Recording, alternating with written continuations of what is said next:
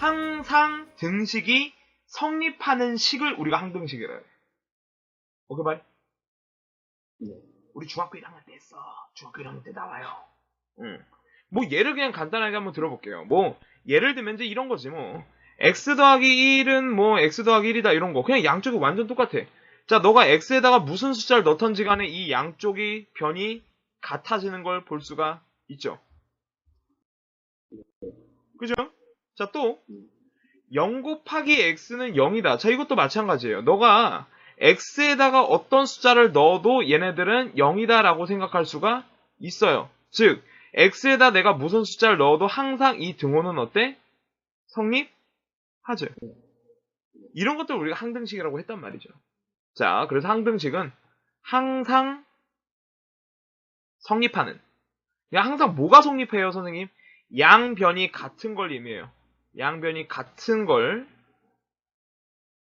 항상 성립하는 식을 우리가 항등식이라고 합니다.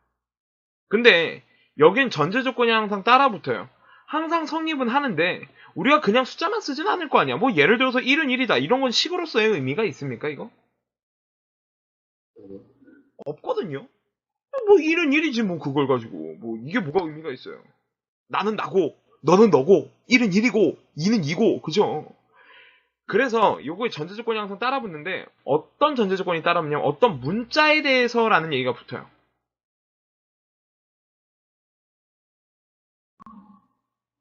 그러니까 무슨 얘기냐면 어떤 문자가 어떤 숫자가 들어가든지 상관없이 항상 성립하는 경우 이런 게 우리가 항등식으로서의 의미를 가져요.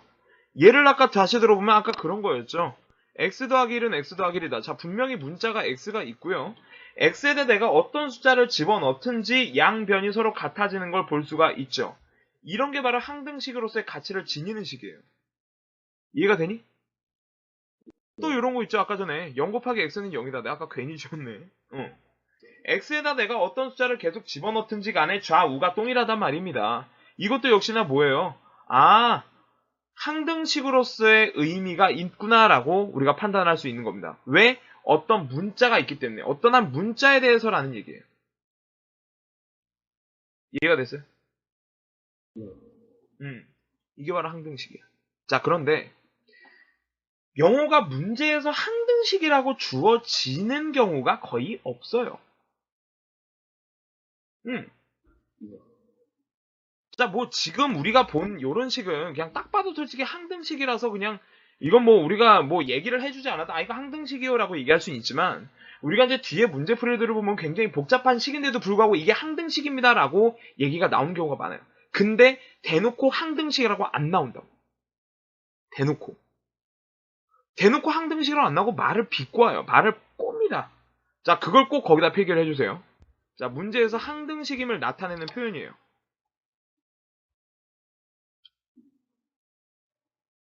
항등식임을 나타내는 표현이 약 3가지 정도 있습니다. 항등식임을 나타내는 표현. 자, 항등식임을 나타내는 표현 중에 뭐가 있냐면, 자, 내가 x에 대해서 내가 항등식인 거를 표현하고 싶어요. 자, 처음에 x에 대하여 항등식이다. 라는 거를 내가 좀 돌려서 표현하고 싶은 거야. 그럼 이제 어떻게 표현하냐면, 이런 식으로 표현해요. 자, 첫 번째. 모든 x에 대하여. 그러니까, x 값이 모두가 다 되는 거야. 모든 수. 여기 숫자 빠졌네요. 미안합니다. 모든 수 x에 대하여. 아니면 내가 그 하고 많은 그 모든 숫자들 중에 어떤 특정한 숫자가 아니라 그냥 아무거나 골라 잡아도 되는 거야. 임의의.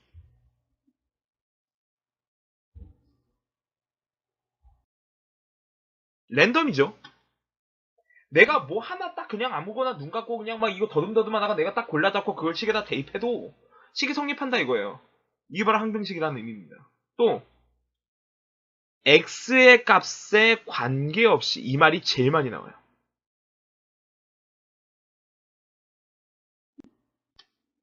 x가 관계가 없는 거야.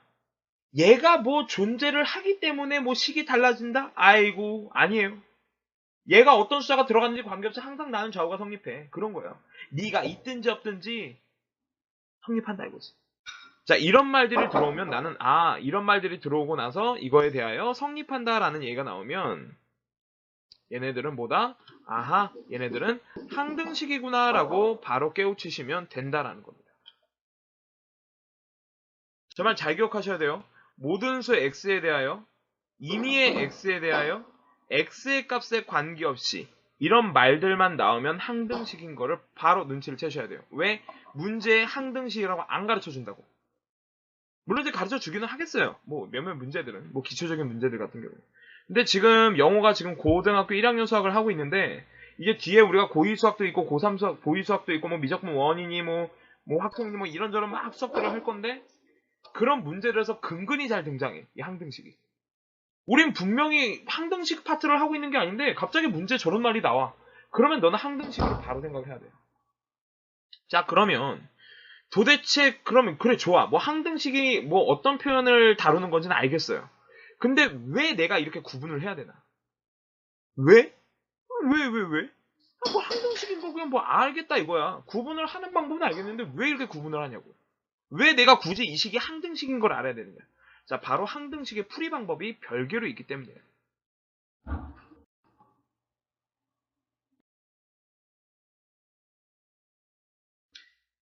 자, 너가 그래서 문제에 딱 접근했을 때 어떤 식이 나와 있어요. 뭐 블라블라 나와 있는데 이 식이 뭐 항등식인 걸 알았어. 그럼 너의 머릿속에서는 항등식에 대한 풀이 방법이 요게 생각이 나셔야 돼요. 여타 다른 방정식하고는 전혀 다른 방법이기 때문에 꼭 기억을 해 주셔야 됩니다.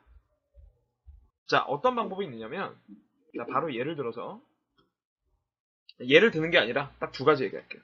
자, 어떤 풀이 방법과 어떤 풀이 방법이 있냐면 바로 개수 비교법과 이런 말들은 모르셔도 상관은 없어요. 그냥 선생님들이 설명할 때 이런 방법이 있다라는 걸 설명할 뿐이고 너는 이 두 가지의 방법, 사용 방법만 알고 계시면 돼요.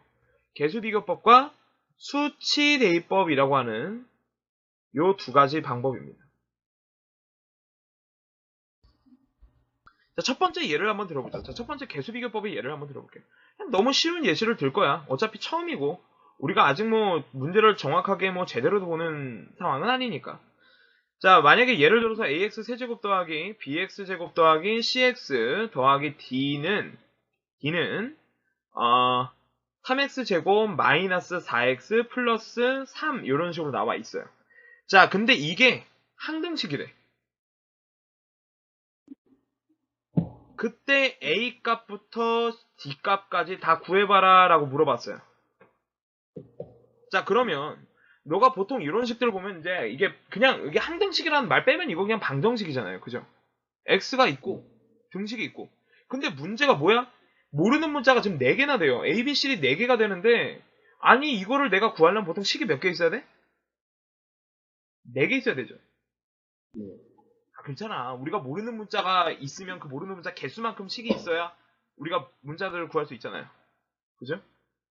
근데 지금 얘는 4개야. 그러면 일반 방정식처럼 우리가 풀 수가 없다는 얘기입니다. 식을 만들 수가 없거든요. 자, 이때 우리가 따지는 게 바로 개수 비교법이에요. 왜 이래. 이게 타블렛이 맛이 갈 때가 됐어요. 정말. 이게 진짜 거의 한 10년 넘게 썼다, 진짜 이 타블렛을. 진짜. 징글징글하다, 진짜. 이거 이제 바꿀 때가 된 것 같아. 지금 얘가, 이 펜도 쌤이 고장나서 바꾼 거거든? 이거. 바꾸는데 이거 펜 사는데도 겁나 오래 걸려서 이걸 샀어요. 찾는데 없어. 없어. 근데 이제 바꿀 때가 됐어. 자, 어떻게 하는 거냐? 말 그대로 개수를 비교하겠다 이거예요. 왼쪽 좌변과 오른쪽 우변의 각각의 x에 대한 개수들을 전부 다 비교를 하겠다는 얘기입니다. 자, 그러면 보세요. 지금 이 왼쪽에는 지금 ax 세제곱이 있어. 자, 오른쪽에 ax 세제곱이 있습니까? 없죠. 그럼 이때 a는 얼마? 0. 왜냐면 왼쪽에도 없어져야 될 거 아니야. x 세제곱을. 그죠? 그지? 자, 그러면 b는 얼마일까? 자, b는 지금 x제곱의 개수고 오른쪽에 x제곱의 개수가 3이에요. 얼마? 3. 또 요 녀석은 C는 얼마? 마이너스 4. D는 3. 끝난 거예요. 그런데 내가 애들한테 계속 강조하는 거지만 이거 언제 쓴다고요? 항등식에서 쓰는 거라고. 이걸 항등식에서 쓴다고 굉장히 강조를 했건만 그래도 말귀를 못 알아듣는 쉐끼들이 무슨 짓거리 하냐면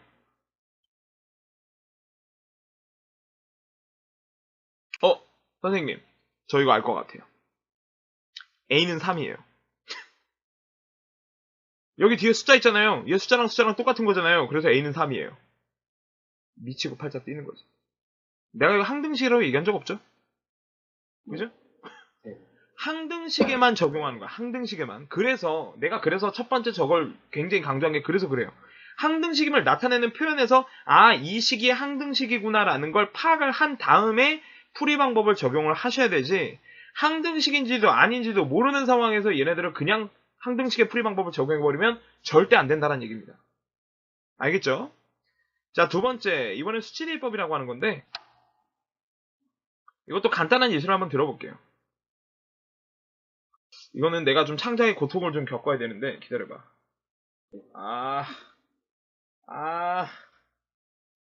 힘들다. ax 제곱 더하기 bx 더하기 아니야. 이렇게 되면 안 돼. x 제곱 더하기 3x 더하기 1이 있어요. 자, 그리고 a에 x-1 곱하기 x-2 더하기 b에 x-1 곱하기 x 더하기 이번엔 x 곱하기 x-2 여기에 c 붙일게. 이렇게. 자, 이런 경우의 문제들이 대표적으로 수치대입법의 계산 문제예요. 자, 어떤 식으로 하는 거냐면, 자, 수치대입법. 자, 어떤 원리냐. 우리가 항등식이면 x에다 무슨 숫자든 대입하든 상관이 없죠. 그지? 그걸 이용하는 거예요. 그거를. 그래서, 연립을 하거나, 우리가 어떤 특정 숫자를 대입하면서 우리가 다 지워버리고 막 하나만 남게 하겠다 이거야. 자, 그래서 이런 문제들의 아이디어는 뭐냐면, 지금 오른쪽 편 보세요. 이렇게 괜히 나와 있는 게 아니거든. 자, 내가 여기다가 이 식 전체에다 내가 1을 한번 대입해 볼게요. 자, 1을 싹 다 한번 대입을 해봅시다. 그래서 내가 여기다 써놓게 x는 1을 먼저 대입을 하도록 하겠습니다. 그러면 자, 좌변은 얼마가 나옵니까? 5가 나오고요. 자, 우변은 지금 x-1을 가지고 있는 부분은 다 0 돼버리지. 그죠? 왜냐면 1 대입해버리니까 여기도 0이고 여기도 0이에요. 그러다 보니까 저기서 누가 남냐면 c만 남아요. 자, 그래서 저 1을 대입해보면 c 곱하기 1에 1-2입니다. 그럼 결국에 c는 얼마가 나오는 거야? 마이너스 5가 나오는 거야. 이런 식으로 구하는 겁니다. 물론 유형 자체는 너무나도 다양해요. 내가 일부만 소개시켜 주는 거야. 이런 게 수치대입법이라고 하는 거를. 자, 그 다음에 x는 또 얼마를 내가 대입해 볼 거냐면 2를 대입해 볼게요. 자, 2를 대입하면 또 x-2 가진 애들이 싹 다 없어지지. 오히려 x-2가 없는 애가 살아남아요. 자, 그럼 저기 2 대입한 거 한번, 좌변에 2 대입한 거 한번 계산해 볼까? 얼마냐? 4 더하기 6 더하기 1은 자, x-2 가지고 있는 애들 얘 x-2 가지고 있고 얘 x-2 가지고 있으니까 싹 다 없어지죠? 제거가 돼요. 그러면 이제 여기에만 살아남아. 그래서 b 곱하기 2-1 곱하기 2입니다. 그러면 결국에 b가 좀 지저분하게 나올 것 같네. 자, b는 2분의 11이 나오네요. 자, 마지막 내가 x에다 뭘 대입하냐면 x에다 0을 한번 대입해 볼게요. 왜? 그냥 x만 갖고 있는 애들은 싹 다 없어져요. 이렇게 되면. 그래서 이쪽 x 가지고 있죠? 여기 없어지고 여기도 x를 인수로 가지고 있기 때문에 없어져요. 그럼 자, 0 대입하면 여기 1 남죠? 1은 a에 0 빼기 1 곱하기 0-2입니다. 자, 그러면 결국에 a는 얼마가 되나? 2분의 1이 되네요. 그래서 a, b, c 값을 다 구한 거예요. 이게 바로 무슨 방법? 수치 대입법 방법이에요. 내가 특정 숫자를 대입해서 구하는 방법이라 라는 얘기입니다. 이해되니? 자, 그래서 마지막으로 다시 한번 좀 정리할게요. 자, 우리가 항등식이라고 하는 거는 항상 양변이 똑같은 식들을 우리가 얘기한다. 항상 양변이 동일하게 성립하는 식을 우리가 항등식이라고 얘기해요. 자, 그러면 항등식임을 나타내는 표현을 먼저 외워놔야지. 모든 수 x에 대하여, 이미 x에 대하여, x의 값에 관계없이. 요 세 가지를 딱 알아놓으면 아, 얘가 항등식이구나 라는 걸 알 수가 있게 됩니다. 자, 그러면 항등식인 걸 알아서 뭐 할 건데? 항등식의 문제 풀이 방법을 알아야죠. 그래서 항등식의 풀이 방법은 개수비교법과 수치대입법이 있더라. 그때그때 네가 상황에 맞게, 케이스에 맞게 적용을 하면 되는 거예요. 언제든 이 방법을 쓰거나 이 방법을 쓰든 동일하게 답은 나오게 될 겁니다. 이해가 되니? 오케이.